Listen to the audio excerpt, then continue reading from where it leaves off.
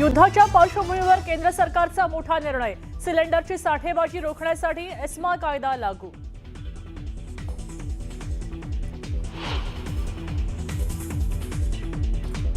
Trump यांच्याकडून युद्ध थांबवण्याचे संकेत, कच्च्या तेलाच्या किमतीत मोठी घसरण, तेलाचे दर $92 पर्यंत घसरले.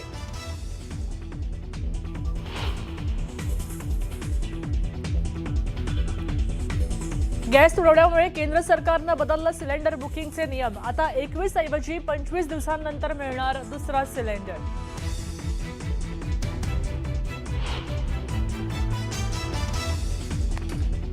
युद्धाची झळ हॉटेल व्यावसायिकांना. व्यावसायिक सिलेंडरच्या तुटवड्यामुळे बंगळुरूमधल्या हॉटेल बंद, तर मुंबईतल्या हॉटेलबाबत आहार संघटनांची आज बैठक.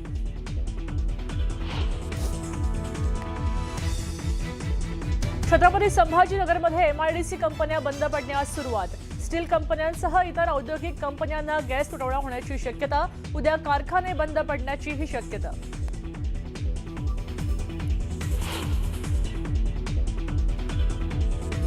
संभाव्य गॅस तुटवड्याच्या पार्श्वभूमीवर नागपुरात जिल्हा प्रशासनानं तयार केली पथकं. हॉटेल्सना भेटी देऊन घेतला जातोय आढावा.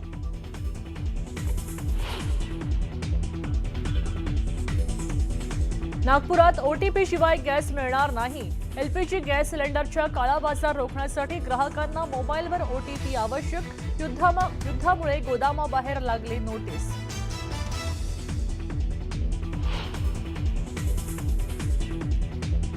इराणशी सुरू असलेल्या युद्धादरम्यान ट्रम्पने केली रशियाचे अध्यक्ष पुतीन यांच्याशी चर्चा. लवकरच युद्ध थांबेल असा ट्रम्प यांचा विश्वास.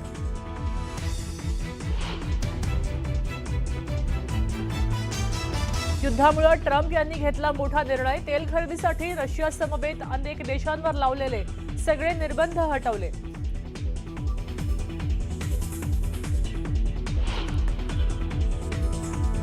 आणि नालासोपाऱ्यात गजबजलेल्या परिसरामध्ये एक रेडा सैराट. रेड्यानं दुचाकीस्वाराला दिली धडक, तर जवळच्याच दुकानात शिरत माजवली दहशत. सुदैवानं मोठी जीवितहानी टळली.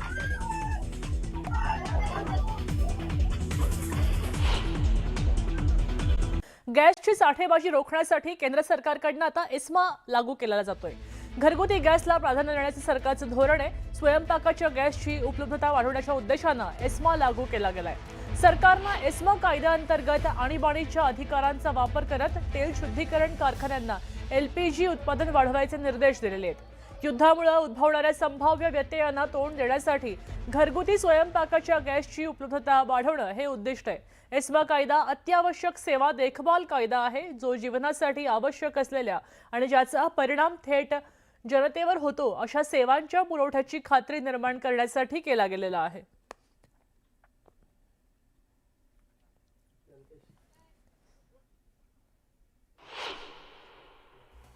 एस्मा कायदा काय आहे आपण पाहतोय. 1968 मध्ये संसदेत हा कायदा मंजूर झाला होता. आवश्यक सेवांचा पुरवठा सुरळीत ठेवण्याचा या कायद्याचा उद्देश आहे. तर अनेक महत्त्वाच्या सेवांमधल्या संपांवर या कायद्यान्वये बंदी घालता येते. त्याचबरोबर सरकार कर्मचाऱ्यांना कामावर परतण्याचे आदेश या कायद्याअंतर्गत देऊ शकते. बंद किंवा कर्फ्यूचं कारण देऊन काम नाकारता येत नाही. त्याचबरोबर आरोग्य, वाहतूक, वीज, पाणी अशा सेवांवर हा कायदा लागू होऊ शकतो. बरं, या कायद्याचं उल्लंघन केलं तर कायदेशीर कारवाईही होऊ शकते.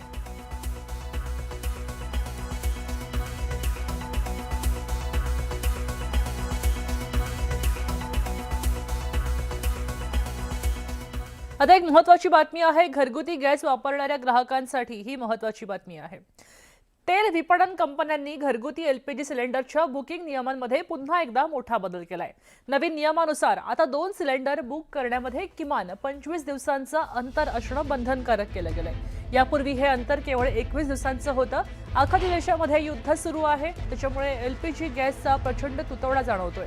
आणि त्याचबरोबर घरगुती गॅस सिलेंडरच्या किमती सुद्धा 60 रुपयांनी वाढलेल्या आहेत. त्यात आणखी वाढ व्हायची दाट शक्यता आहे. दरम्यान आता देशासह राज्यात ठिकठिकाणी सर्वसामान्यांनी सिलेंडरसाठी गर्दी केली आहे.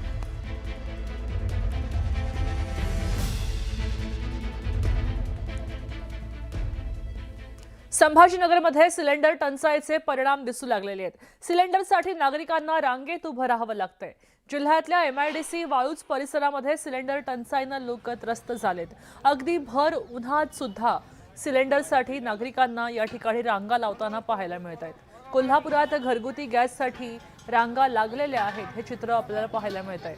तर राजारामपुरीमधल्या एजन्सीवर सिलेंडरसाठी मोठ्या रांगा लागल्या होत्या. सिलेंडर मिळत नसल्यानं हैराण झालेल्या ग्राहकांचे कर्मचाऱ्यांसोबत सुद्धा वाद होताना पाहायला मिळत आहेत. ठाणे महापालिका हद्दीमध्ये कळवा परिसरात गॅस सिलेंडर कमी पडतंय, तुटवडा जाणवू लागला आणि कळवा शहरात सुमारे 45,000 घरात HP गॅसचा पुरवठा केला जातो. मात्र सध्या मागणीच्या तुलनेमध्ये पुरवठा कमी होतोय, त्यामुळे नागरिकांना मोठ्या अडचणींचा सामना करावा लागतोय. मिळालेल्या माहितीनुसार कळवा शहरात दररोज सुमारे 1,500 ते 2,000 HP गॅस सिलेंडरची मागणी असते. मात्र सध्या केवळ सुमारे 900 सिलेंडरच उपलब्ध होत असल्यानं उर्वरित ग्राहकांना प्रतीक्षा करावी लागते.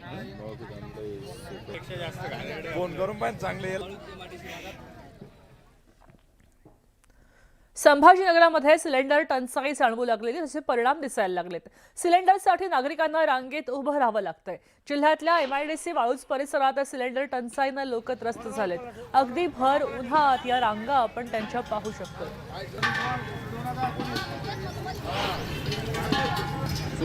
हाँ, सुबह से बैठे हैं और नंबर लगा लगा रिटर्न जा रहे हैं हम घर से, यहाँ से घर पे चल जा रहे हैं, कोई मतलब ही नहीं आ रहा है। तो अभी क्या बता रहे हैं ये लोग? अभी ये लोग बोल रहे हैं कि मोबाइल यहाँ पर रख दो और तुम जाओ कुछ काम करके आओ। मोबाइल हम रखेंगे, कब तक रखेंगे बताइए?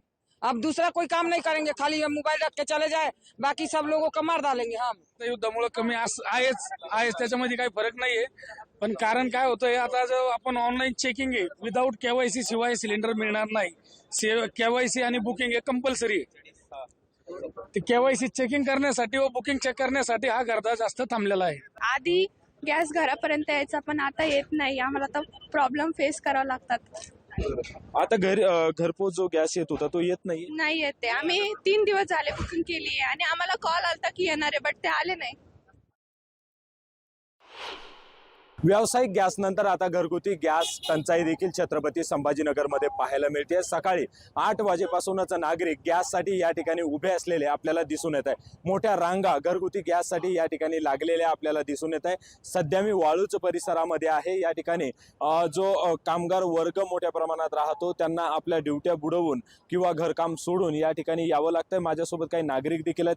दादा, काय सांगाल, केव्हापासून तुम्ही या रांगेमध्ये उभे आहात? जवळपास मला अर्धा एक तास झाला आता जवळपास लाईनीत उभा आहे मी.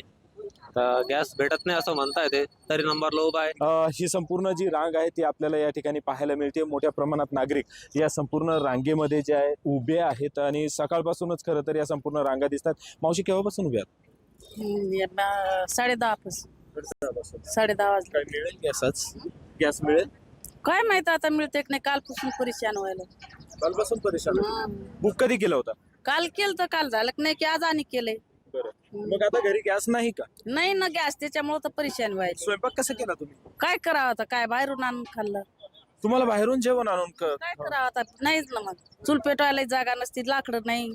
सकाळी 10 वाजता आलो होतो गॅससाठी, तर बुकिंग करून शनिवारी बुक केलं होतं, पण गॅस भेटला नाही. त्यामुळे पर्यायाने इथे यावं लागलं. तर एक 2-3 तास कंपनीमध्ये काम करतो, पण आता आम्हाला गॅससाठी 4-4 घंटे इथे थांबावं लागतं. एकूणच आता घरगुती गॅसमुळे नागरिकांची गैरसोय आपल्याला संपूर्ण छत्रपती संभाजीनगरमध्ये पाहायला मिळते. अविनाश कानडजे, न्यूज 18 मराठी, छत्रपती संभाजीनगर. संभाजीनगरचा संघर्ष आपण पाहिला. अमरावतीत सुद्धा हाच तुटवडा आहे.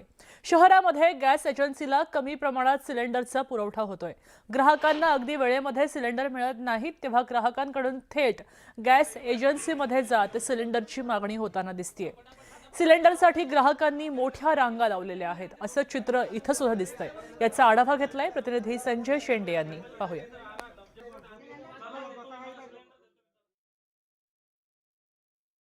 इस्रायल, इराण आणि अमेरिका युद्धाची झळ आता सर्वसामान्य ग्राहकांना देखील बसत आहे. अमरावतीमध्ये मोठ्या प्रमाणात सिलेंडरचा जो तुटवडा आहे तो तुटवडा व्हायला लागल्याने एरवी खरं तर गॅसच्या या गॅस एजन्सीवर ग्राहकाची कुठल्याही प्रकारची गर्दी नसते, कारण ऑनलाईन नंबर लावतात आणि घरपोच सिलेंडर सेवा दिली जाते. मात्र आता या युद्धजन्य परिस्थितीमुळे आपण पाहू शकतो की सिलेंडरच्या गॅस एजन्सीपुढे मोठ्या प्रमाणात ग्राहकांच्या ज्या लाईन्स आहेत त्या लाईन्स लागलेल्या आहेत. प्रत्येकजण ज्याच्या घरचं सिलेंडर संपलं असेल तो याच ठिकाणी सिलेंडर घेऊन येतो आणि सिलेंडर कसं मिळतो हे पाहतो. मी अमरावतीतल्या ज्या रुक्मिणीनगर इथल्या गॅस एजन्सीमध्ये आहोत. या ठिकाणी पण आपण पाहू शकतो की मोठ्या प्रमाणात गर्दी झालेली आहे. आताही मला सांगा की तुम्ही कुठून आलेले आहे आणि कशासाठी या ठिकाणी आलेले आहे? गुरुकृपा कॉलनीमधून आली आहे. 7 तारखेला बुकिंग केलं होतं. सिलेंडर खाली आहे सगळं. इमर्जन्सी असल्यामुळे इथं यावं लागलं आता. आधी चौकशीसाठी केले तर फोनवरून काही माहिती मिळाली नाही. पर्सनली येऊन गेली. आता परत सिलेंडर आणलं. आता इथे पावती अच्छा, म्हणजे घरी यायला वेळ होता म्हणून तुम्ही स्वतःच्या ठिकाणी सिलेंडर घ्यायला आलेले आहे? हो, स्वतः म्हणजे आता कोणी घरी नसल्यामुळे यावंच लागतं ना. या गॅस एजन्सीचे व्यवस्थापक आहे. दादा मला सांगा, एरवी तुम्ही ग्राहकांना घरपोच सेवा देता, मात्र आता 2-4 दिवस झाले नंबर लावूनही सिलेंडर पोचून दिलेलं नाही आहे. काय नेमकं कारण आहे? तुम्हाला काय तुटवडा जाणवत आहे? तुटवडा तिकडून आता कसं जोपर्यंत सप्लाय आमच्यापर्यंत येत नाही, तिकडून इन्स्ट्रक्शन आम्हाला असं मिळालेलं आहे किंवा जोपर्यंत तिकडून लोड मिळत नाही तोपर्यंत पेंडिंग बिल जे आहेत ते कव्हर करा. त्याच्यानंतर नवीन बुकिंग जे आहे त्यांना थोडं थांबून द्या आणि पेंडिंग बुकिंगला घरपोच डिलिव्हरी करा. सध्या म्हणजे किती दिवसाआधीचे नंबर तुम्ही सिलेंडर देत आहे आणि किती दिवसापासूनचे ठेवलेले आहे? 4 ते 5 तारखेचे आज जाणार आहे डिलिव्हरी. 6 ते 7 तारखेचे उद्याला जाणार आहे. म्हणजे एकूणच जर बघितलं आपण तर 4-5 दिवसाआधी ज्यांनी सिलेंडरची बुकिंग केली असेल 5 तारखेपर्यंतचे सिलेंडर ग्राहकांना देणं सुरू आहे. त्यानंतरचे मात्र 4 दिवसांपर्यंतचे जे ग्राहक आहे त्या ग्राहकांना मात्र वाट पाहावी लागत आहे. मात्र काही लोकांच्या घरचं सिलेंडर अचानक पूर्णपणे ते खाली झालेलं आहे. त्यामुळं ग्राहक या ठिकाणी येतात आणि इथूनच सिलेंडर घेऊन जातात. त्यामुळं निश्चितच जोपर्यंत ही युद्धाची परिस्थिती आहे तोपर्यंत हे असंच चालत राहणार की यावर काय तोडगा निघते हे पाहणं आता महत्त्वाचं ठरणार आहे. व्हिडिओ जर्नलिस्ट सागरचा संजय शेंडे, न्यूज 18 मराठी, अमरावती.